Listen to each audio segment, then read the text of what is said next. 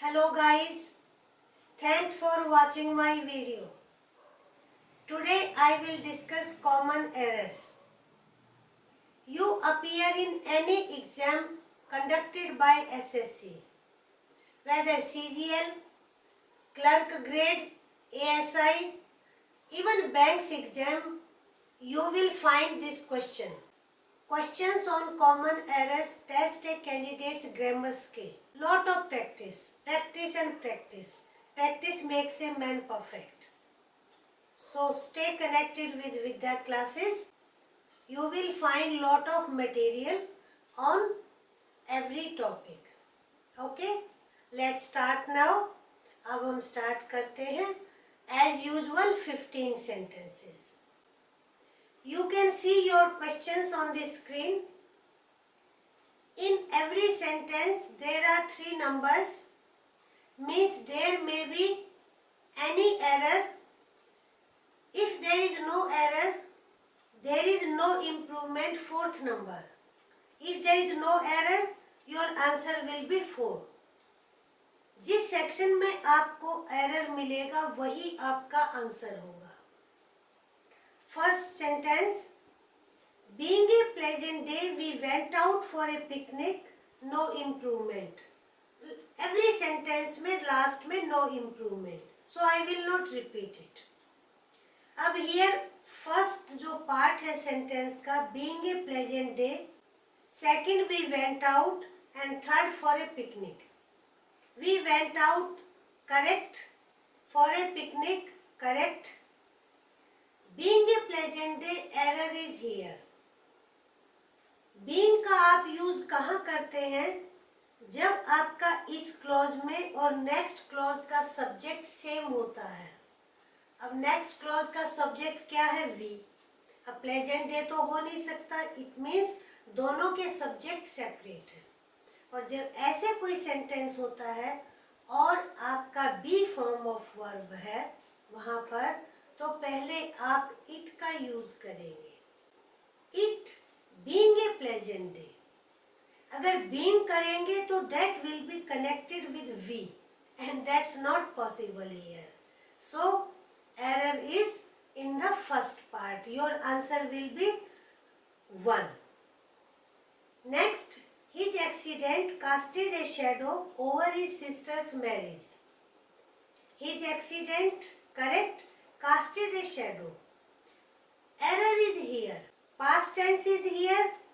So here cast की जो second form है वो casted नहीं होगी. तीनों forms cast ही होती हैं.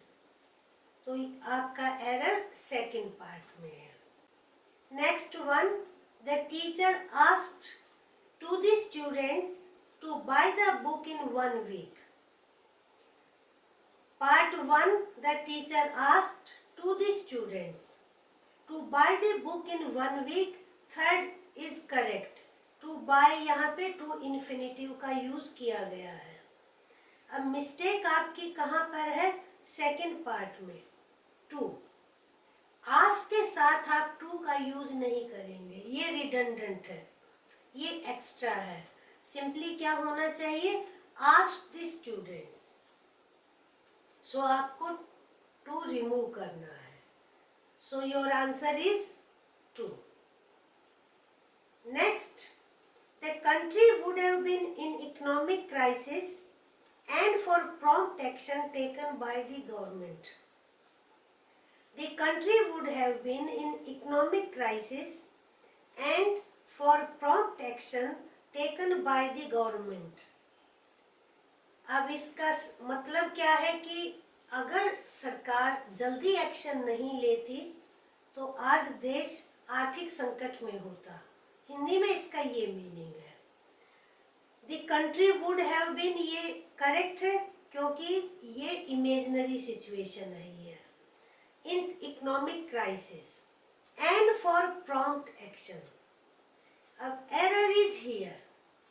जब आप कोई रीजन बता दें तो ऐसे सेंटेंस में एंड का यूज नहीं करते हैं, बट का यूज करते हैं. But for prompt action. ये ऐसी कंस्ट्रक्शन है सेंटेंस की और आप इसको याद रख लें. Next sentence is He is determined to not quit his dream of joining Indian Army. आपका एरर यहाँ पार्ट 2 में है. To not quit. जब आप टू इन्फिनेटिव का यूज करें तो not is used always before to. To से पहले आपको नॉट यूज करना है. Next sentence. Delhi has been ranked as the most polluted capital city from the 4th consecutive years in an annual air quality report by a Swiss group. अब here Delhi has been, ये part correct है. In an annual air quality report by a Swiss group, ये भी आपका correct है. From the 4th, यहाँ पर आपको देखना है. आप ये देख रहे हैं कि परफेक्ट टेंस के साथ टाइम फैक्टर दिया है, यानी duration of time. For the 4th consecutive years. So from should be replaced by 4. तो कंसेक्यूटिव का क्या मीनिंग होता है? लगातार, जिसको हम हिंदी में कहते हैं कि चौथे साल भी ये ऐसा हुआ है. तो here from should be replaced by 4. Next sentence is measles in most cases are relatively a harmless disease. और ये अनकाउंटेबल नाउन है. तो मिस्टेक कहाँ पर है? पार्ट 2 में. Here are should be replaced by is.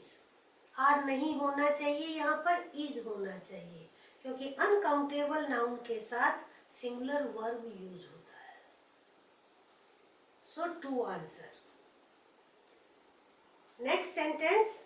Burning tanks through great spiral of smoke on the air.